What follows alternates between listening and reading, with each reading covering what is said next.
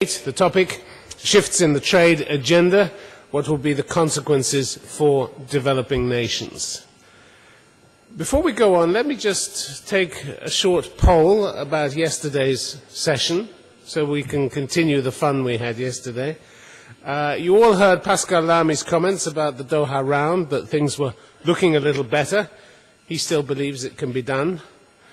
Let me just to start off, let me ask how many of you have lost hope and faith in the Doha round and think it should now be abandoned. How many of you have lost faith in the Doha round?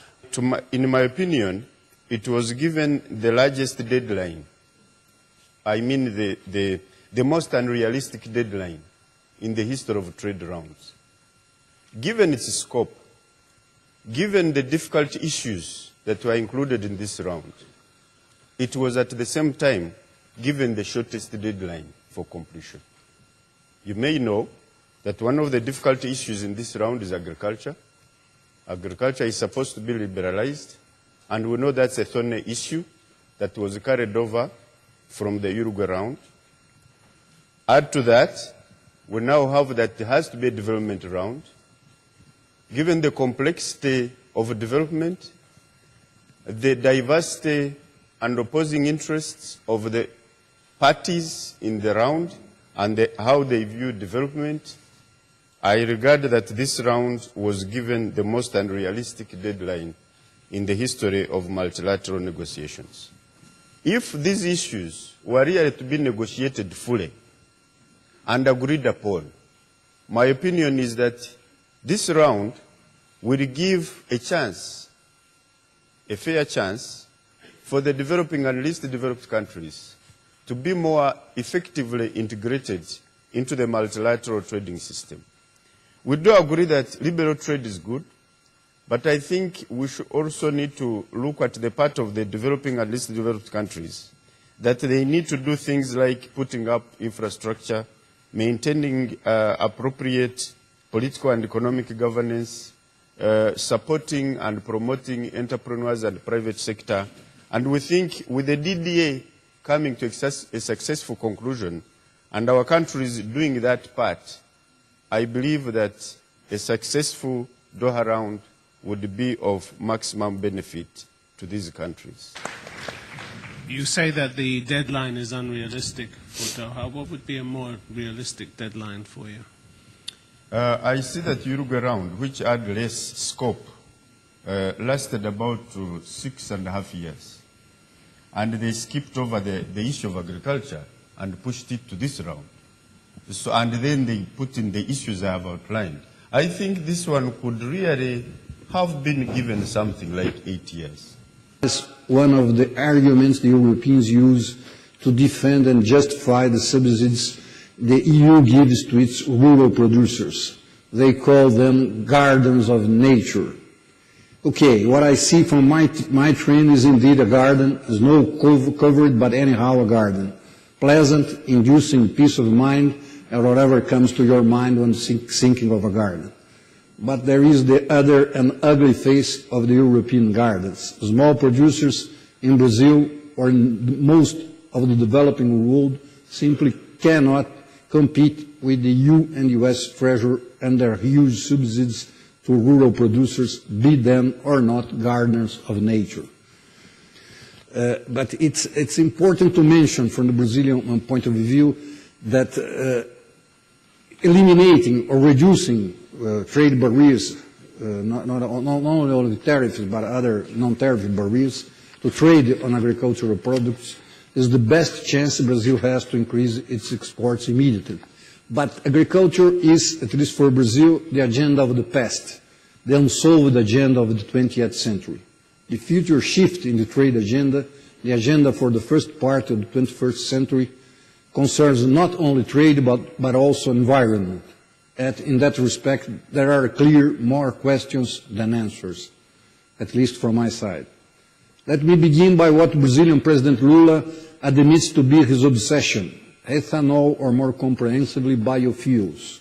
President Lula believes biofuels is not only an economic answer to the needs of poor countries, but also an answer to the pressing need of cleaning the environment or more precisely, reducing the emissions of the gases responsible for global warming. The last 10 years have been a period of rapid world economic growth. And in fact, more importantly, for developing countries, they have been growing much faster than developed countries. One of the questions that we have to ask ourselves is, what is the source of success for those sort of overachievers that in the developing countries that have been so successful? The trade policy community is still having a hard time accommodating the success that we've seen from countries like China, India, and Vietnam. We're talking about rates of growth that are unprecedented. And where does that come from? And is it replicable for other sort of developing countries? I would argue that this can be replicated, that there is different national experiences even among these three countries, but there are certain sort of elements that are common to them, that their rapid economic growth stems from economic liberalization. Trade is part of that, sort of reduction of trade barriers. Vietnam and China had the advantage of joining the WTO over this period of liberalization, which acted as a spur. I mean, in fact, we would have officials from those countries tell us that we should keep the pressure up on them as part of this accession process, because this was their best chance to reorder their economic systems in a way that was going to produce long-term sustainable growth.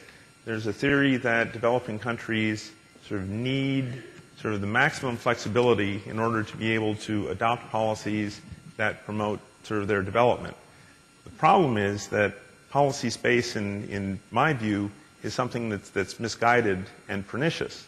What policy space winds up as is something that is captured by the wealthiest, most powerful elements of society, and is used for their benefit as opposed to the national interest.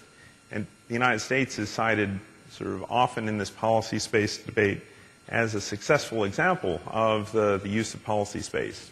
We were a developing country, we were poor, we used sort of trade restrictions, we became a rich country, therefore poor countries that adopt trade restrictions become sort of rich countries. In fact, if you look at almost any of the specific instances of the use of this kind of policy space for restricting trade, for restricting domestic competition in our developing country stage, that it was clearly something that was not being done in the national interest. I mean, the individuals that captured policy space back in the 19th century sort of are now what we call the robber barons. I mean, they became very rich sort of basically by subverting the political system. But we have obstacles that have to be borne in mind. And these obstacles are the extent to which our human capacity, institutional and organizational capacity to develop and respond to much more stringent requirements, SPS requirements and other requirements to engage much more effectively on trade with the developed nations. The burden that it puts on the private sector are some of the things that we will need to certainly bring onto the negotiations for aid for trade, because we need to be in a position to increase our competitiveness by increasing our productive capacity. That very often the private sector is not in the team. And the name of the game is partnership. Now, what sort of partnership are we looking at? Indeed, now we are even saying that it's not just a partnership between the public and the private sector, bearing in mind that for most developing countries, especially African countries, the beginning of their development programs had been public sector led. It's only recently that we've realized that the private sector led approach perhaps might be a better way of moving in a sustainable and rapid manner. So that is critical. The other thing is that the capacity of both the public and the private sector needs to be worked at if the new agenda is going to be useful to developing countries.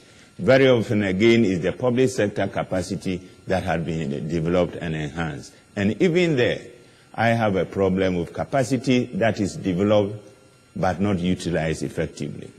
When we talk of capacity building, I believe we must add a proviso that capacity, when developed, must be effectively utilized, especially in developing countries. We are having capacity being dissipated either through brain drain or not using people for political differences and so on, especially in developing countries. And I think that is something that should be of concern.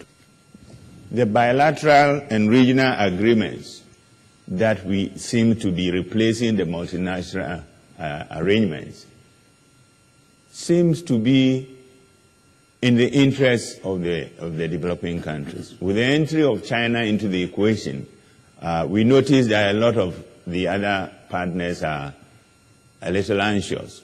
But I believe that we need to bring them on board and make sure that there's coherence in the approach, instead of looking at China as a threat in the equation.